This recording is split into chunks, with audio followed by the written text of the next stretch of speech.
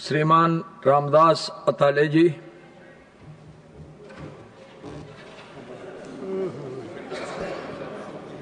आदरणीय चेयरमैन साहब,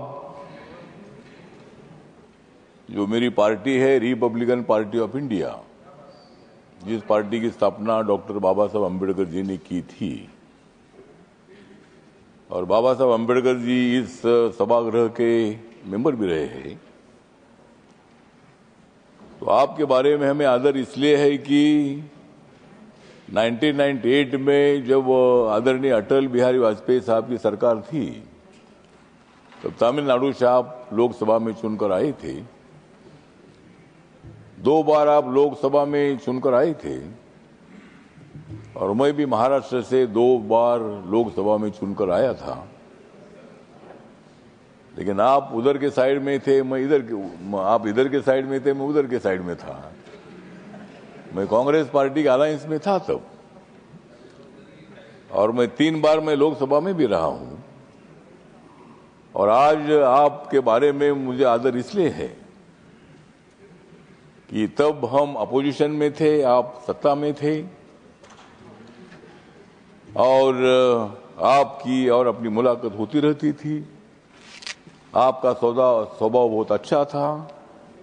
आप बहुत बड़े दिलदार नेता है, और गरीबों के लिए बहुत बड़ी सहानुभूति रखने वाले आप नेता है। और इसलिए आज मुझे लगता है कि आज मेरा बहुत ही खुश है मन, आज मेरा बहुत ही खुश है मन, क्योंकि राज्यसभा के चेयरमैन बन गए हैं पीसी राधाकृष्णन।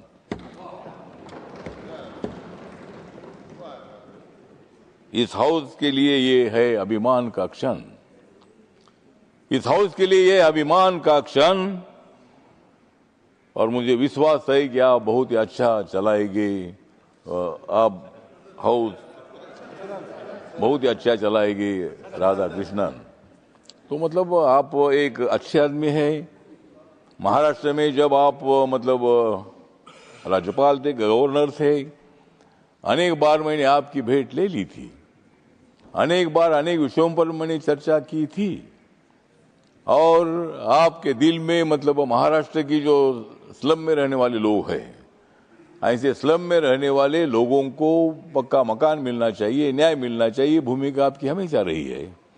मुंबई को सुंदर बनाने के लिए एज ए गवर्नर आपने बहुत ही कदम उठाने का काम किया था, और मुंबई में बाबा साहब अम्बेडकर जी का एक बहुत ही बड़ा मेमोरियल बन रहा है, जहां बाबा साहब अम्बेडकर जी के स्टैचू की ऊंचाई 350 फीट की है।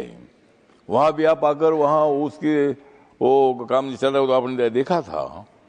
और बाबा साहब का स्टैचू जो है, सरदार वल्लभ भाई पटेल जी का स्टैचू तो सबसे ऊंचा है, लेकिन उसके बाद पूरे देश भर में सबसे ऊंचा स्टैचू कौन सा होगा तो बाबा साहब का है।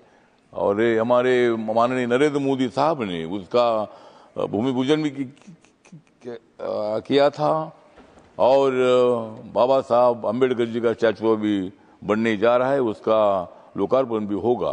तो महाराष्ट्र के अनेक प्रश्नों को न्याय देने के लिए आपका बहुत ही बड़ा योगदान रहा है, और इसीलिए आप इस हाउस में आए हैं। और मुझे पूरा विश्वास है कि यहाँ आप जो हाउस चलाने के लिए, वैसा ये हाउस चलाना इतना ज्यादा कठिन नहीं है। लोकसभा में ज्यादा हंगामा होता है, लेकिन यहाँ हंगामा होता है लेकिन थोड़ा थोड़ा होता है, और इस हंगामे को रोकने की जिम्मेदारी आपके ऊपर है।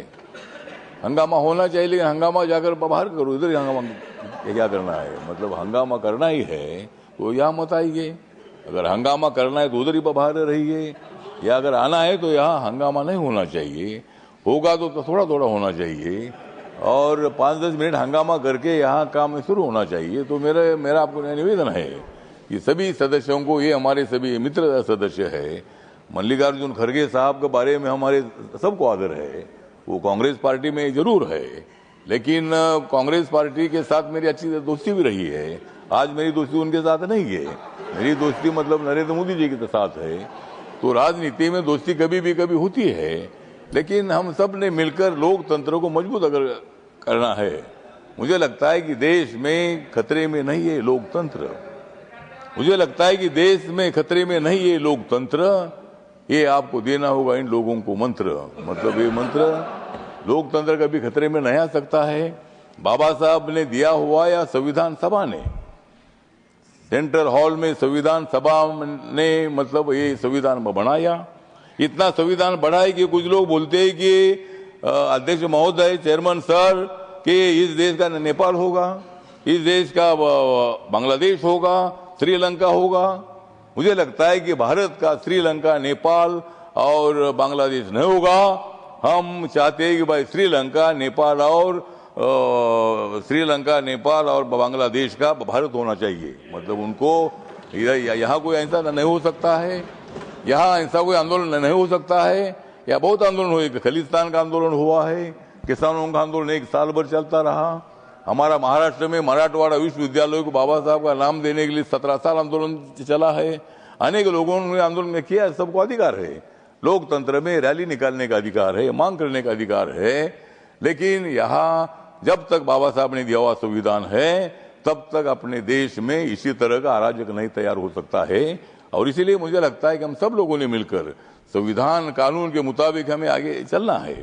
विरोधी दलों की भी बात सुनो, लेकिन उनकी बात थोड़ी सुनो, हमारी ज्यादा सुनो। और इसीलिए मतलब उनकी भी तो सुनो, सबकी सुनना ही है। तो इसीलिए मुझे विश्वास है कि आपको बहुत अच्छा मोदी साहब ने एक बड़ा जिम्मेदारी दी है। और महाराष्ट्र से डायरेक्ट आप इधर आए हैं।